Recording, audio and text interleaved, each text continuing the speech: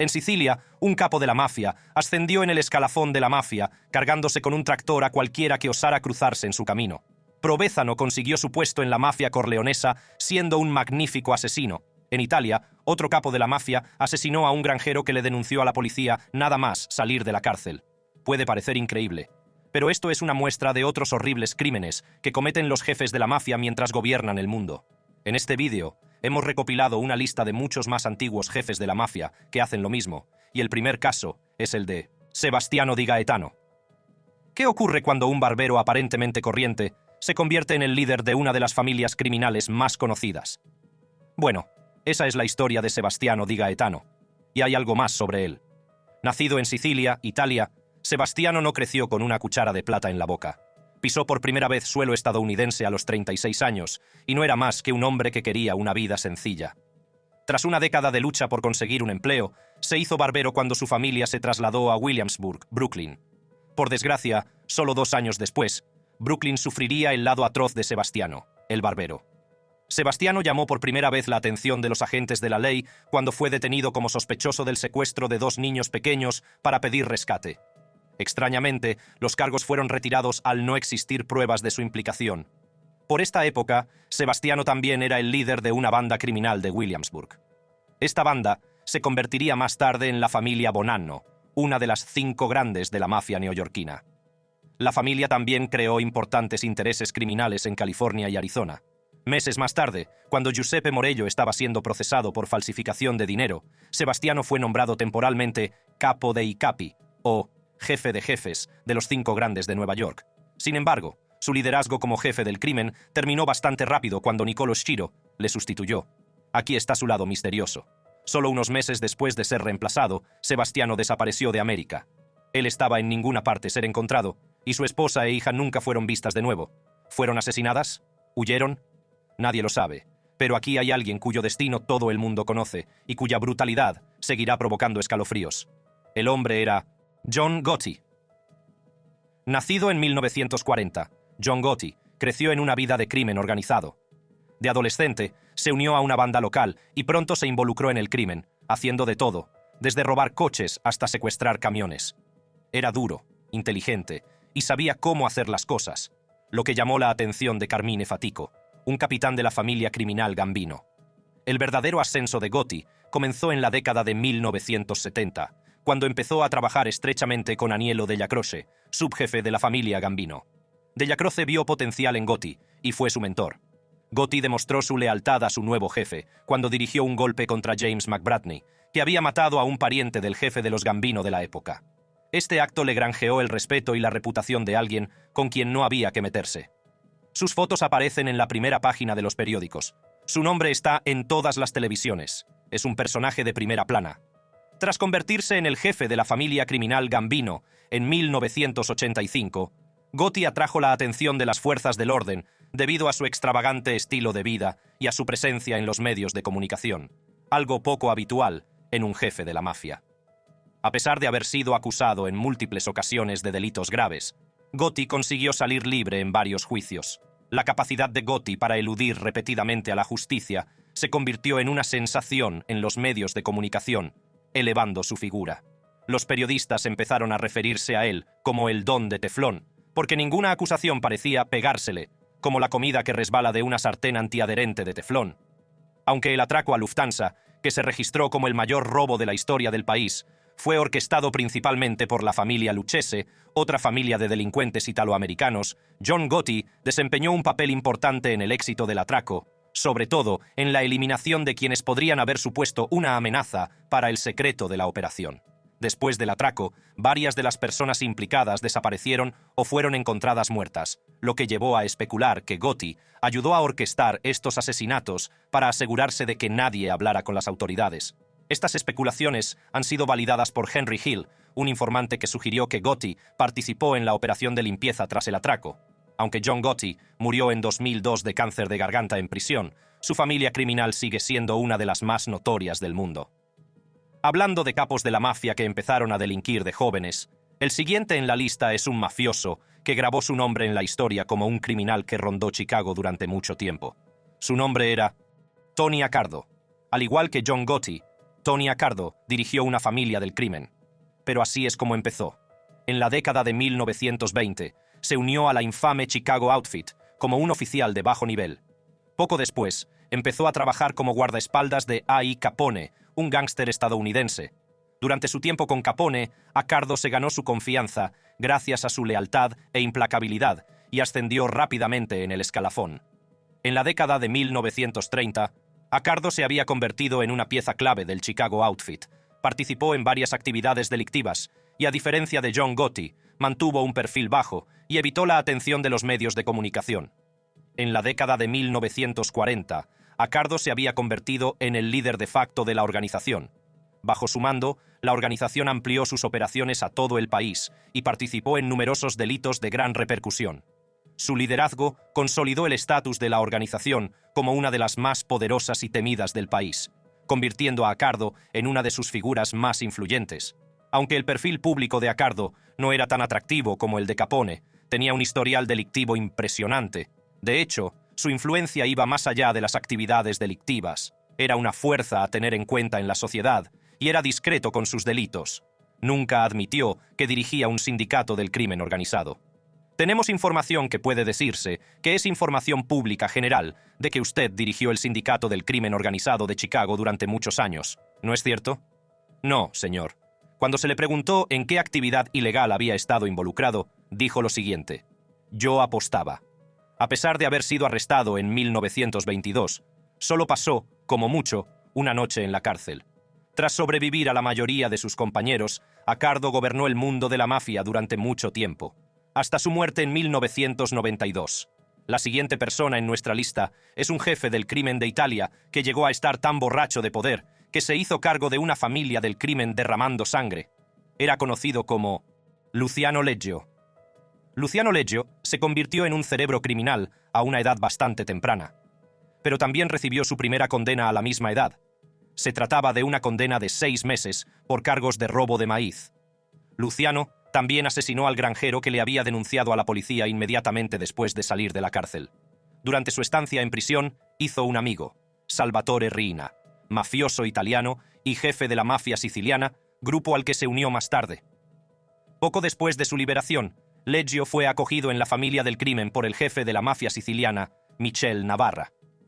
Lo que Navarra no sabía era que estaría invitando a la muerte a su casa.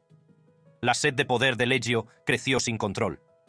Empezó a ir en contra del jefe del crimen y a romper varios códigos mafiosos. Tras un intento fallido de asesinato por parte de los hombres de Navarra, Leggio tuvo que vengarse.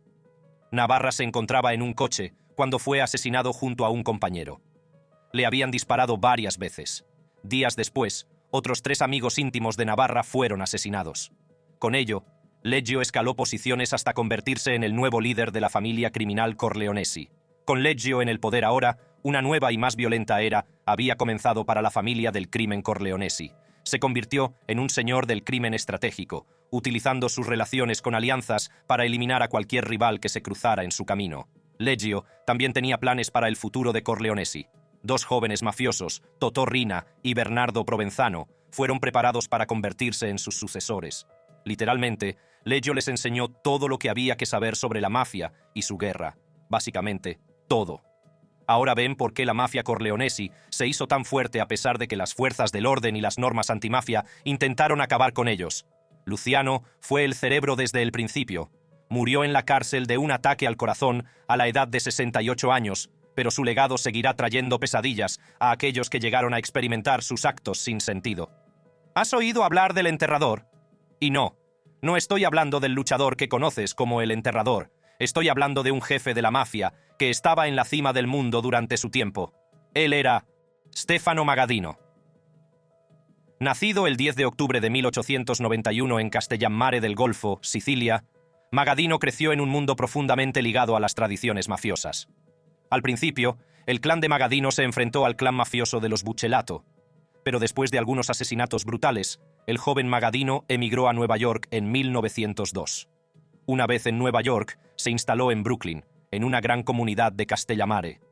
Tras nacionalizarse estadounidense, en 1924, Magadino dirigió un negocio legítimo de pompas fúnebres, pero sus verdaderos ingresos procedían del contrabando de vino y licores durante el período de la ley seca.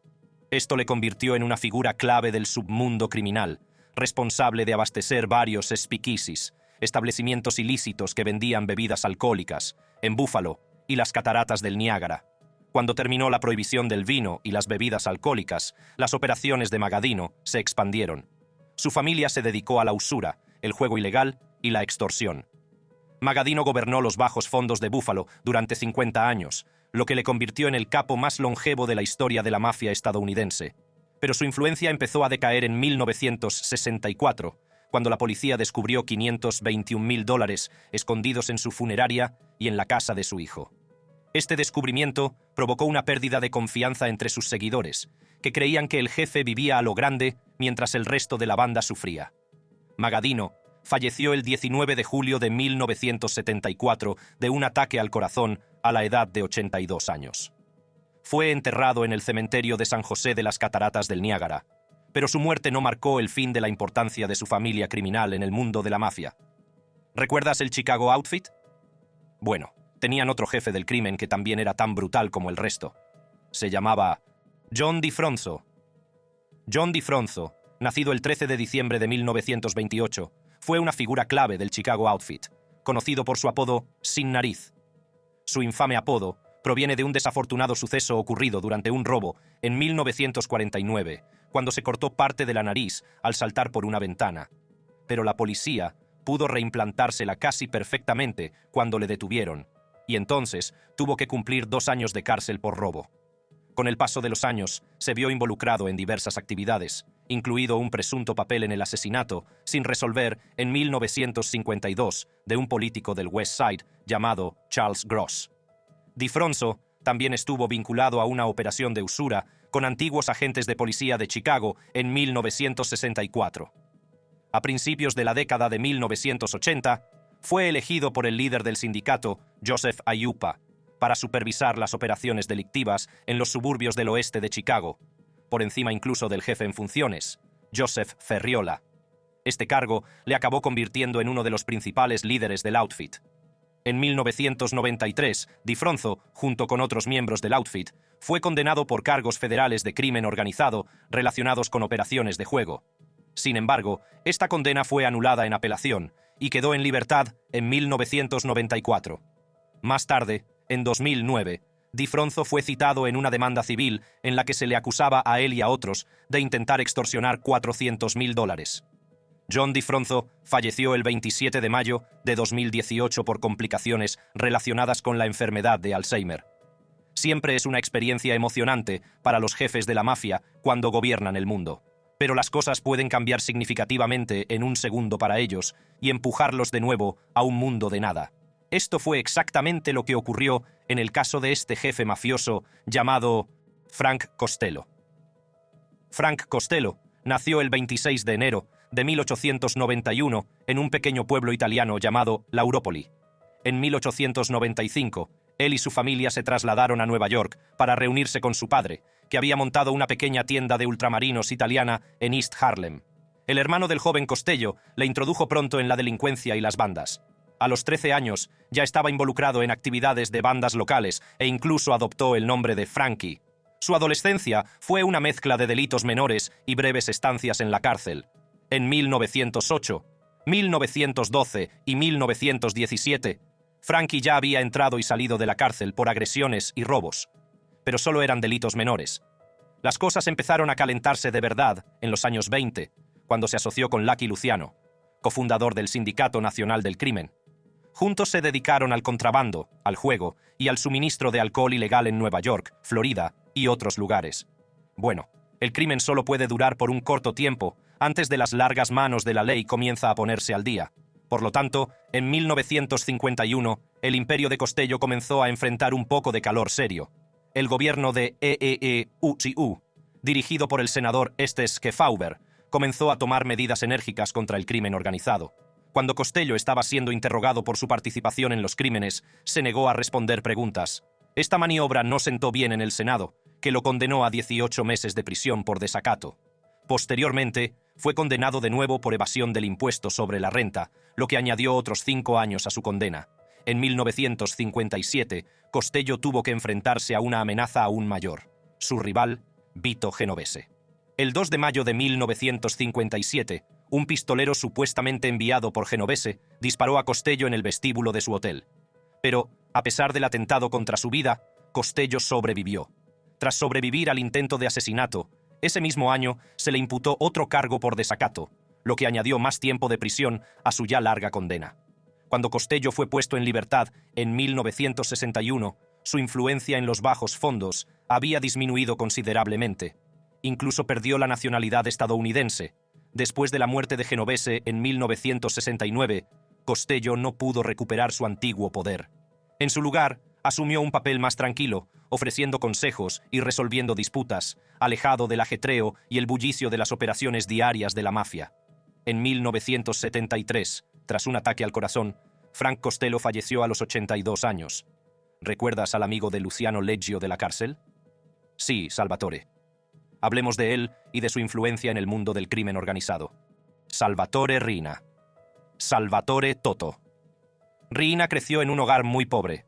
Su padre, al intentar vender la pólvora de una bomba sin explotar que había en su casa, la hizo estallar por error, matándolo a él y a uno de los hermanos de Salvatore. Salvatore Toto. Riina creció con Luciano Leggio y aprendió de él. Junto con Bernardo Provenzano, se convirtieron en la bestia de Leggio, ayudando en la mayoría de sus asesinatos, si no en todos. Tras el arresto de Leggio, Salvatore se convirtió en el nuevo jefe de jefes y líder de los Corleonesi. El gobierno de Salvatore fue nada menos que compensatorio y brutal. Creando miedo en los corazones de los fiscales y otras autoridades, orquestó el asesinato de varios activistas antimafia, fiscales, agentes de policía y funcionarios judiciales. Ordenó el asesinato de mujeres y niños, una acción que rompió una regla principal de la mafia. Se calcula que entre 100 y 200 personas fueron asesinadas por Salvatore. A pesar de las múltiples misiones para acabar con la mafia, Riina no pudo ser detenido. Esto duró hasta el juicio Maxi. Tras su arresto el 13 de enero de 1993, Riina tuvo que enfrentarse al tribunal en lo que se llamó el juicio Maxi, el mayor juicio de la historia de Italia. Comprendía 707 sospechosos y luego se redujo a 475 acusados, entre los que destacaban los nombres de Luciano Leggio, Pippo Calò, de la mafia de Porta Nuova, Michele Greco, que entonces era jefe de la comisión de la mafia siciliana, el propio Salvatore Toto Riina y Bernardo Provenzano, jefe de los Corleonesi. Por sus asesinatos y negocios mafiosos, Salvatore Toto Riina fue condenado a 26 cadenas perpetuas. ¿Y las secuelas del arresto de Riina? Bueno, la mafia Corleonesi y la comisión de la mafia siciliana asesinaron a casi todos los funcionarios judiciales y autoridades. Todo ello quedó patente en el atentado de Capaci, el de Via D'Amelio y la masacre de Navidad de 1984. Riina falleció el 17 de noviembre de 2017, justo un día después de cumplir 87 años. Se encontraba en coma, inducido médicamente tras 2 intervenciones quirúrgicas en la unidad penitenciaria del Hospital Maggiore de Parma. No se reveló la causa exacta de su muerte. Este próximo era tan poderoso que creó una comisión que reunió a varias familias mafiosas. Se le llamó Lucky Luciano. Lucky Luciano tuvo un periplo fascinante, de inmigrante pobre a jefe de la mafia más poderosa de Nueva York. Era un gángster de origen italiano considerado el jefe más poderoso del crimen organizado estadounidense en la década de 1930, y muchos le llamaban el arquitecto de la mafia estadounidense. Lucky comenzó su carrera como criminal a una edad muy temprana. A la edad de 10 años ya estaba involucrado en atracos, robos en tiendas y extorsiones. Incluso llegó a vender heroína y acabó en la cárcel. Al salir de la cárcel, se asoció con otros jóvenes gánsteres y se ganó el apodo de Lucky tras sobrevivir al ataque de la guerra de bandas de 1929. En 1936, Luciano fue condenado por prostitución obligatoria, en gran parte debido a los incesantes esfuerzos del fiscal especial Thomas E. Dewey. A pesar de estar encarcelado, Luciano siguió ejerciendo un poder considerable, orquestando actividades desde dentro. Fue condenado a una pena de entre 30 y 50 años. A pesar de su encarcelamiento, Luciano siguió ejerciendo un poder considerable, orquestando actividades desde dentro. Durante la Segunda Guerra Mundial, Luciano negoció un acuerdo con el gobierno estadounidense para proteger los muelles de los sabotajes del eje, lo que condujo a una reducción de su condena y a su deportación a Italia, en 1946. En 1931, Lucky Luciano revolucionó el crimen organizado en Estados Unidos al crear la Comisión, un órgano de gobierno diseñado para supervisar y mediar en las disputas entre las familias mafiosas más poderosas del país. La comisión estaba formada por representantes de las 7 familias mafiosas más poderosas, incluidas las 5 familias dominantes de Nueva York. La visión de Luciano para la comisión era reducir la violencia y garantizar la cooperación entre las familias, tratando el crimen organizado como un negocio y no como una serie de venganzas personales. En enero de 1962, Luciano murió. Pero la creación de la comisión marcó un punto de inflexión en la historia de la mafia estadounidense. Siguió siendo una institución central en las operaciones de la mafia durante décadas, influyendo en el curso del crimen organizado en América mucho más allá de la vida de Luciano. Lucky Luciano intentó reducir la violencia, pero el siguiente jefe de la mafia no era un amante de la paz. Su nombre era Bernardo Provenzano. Uno de los sucesores tras la caída de Luciano Leggio fue Bernardo Provenzano, también llamado Bernie el Tractor. ¿Y por qué le llamaban Bernie el Tractor? Entremos en materia. Nacido el tercero de 7 hermanos, Provenzano tuvo unos comienzos bastante humildes. Pronto se vio trastornado cuando su familia sufrió el asalto de ganado y el robo de sus productos agrícolas. A los 25 años ya estaba metido de lleno en el mundo del crimen, al servicio del entonces jefe de la mafia, Luciano Leggio. Convertido en secuaz del líder, llevó a cabo algunos de los crímenes más horrendos, incluido el asesinato del jefe de la mafia corleonesi, Michel Navarra, un asesinato que convirtió a Leggio en el nuevo jefe de la mafia. Junto con Salvatore Riina, también asesinó a varios seguidores de Navarra, eliminando casi por completo al clan Navarra. Aunque era bueno en su trabajo como asesino, Leggio lo describió como alguien con el cerebro de un pollo, pero la puntería de un ángel. ¿Qué nos falta? Sí, Bernie el Tractor.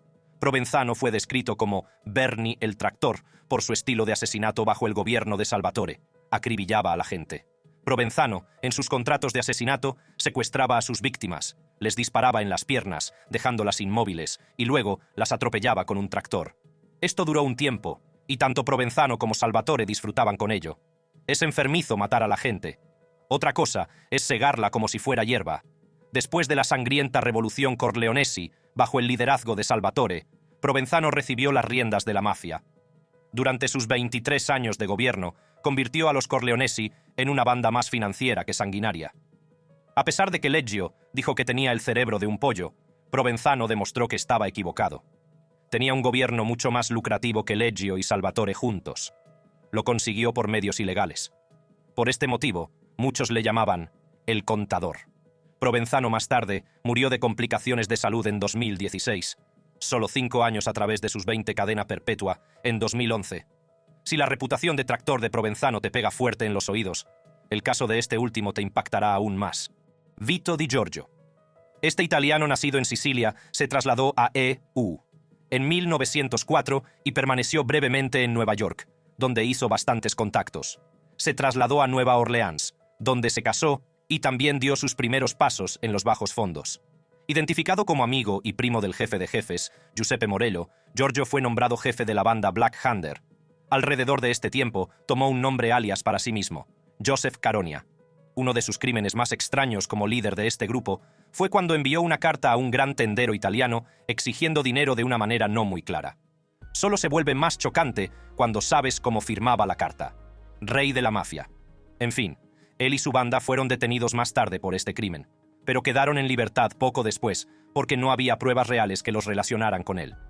Años después, cuando él y su familia se mudaron a Los Ángeles, compró su propia tienda de comestibles.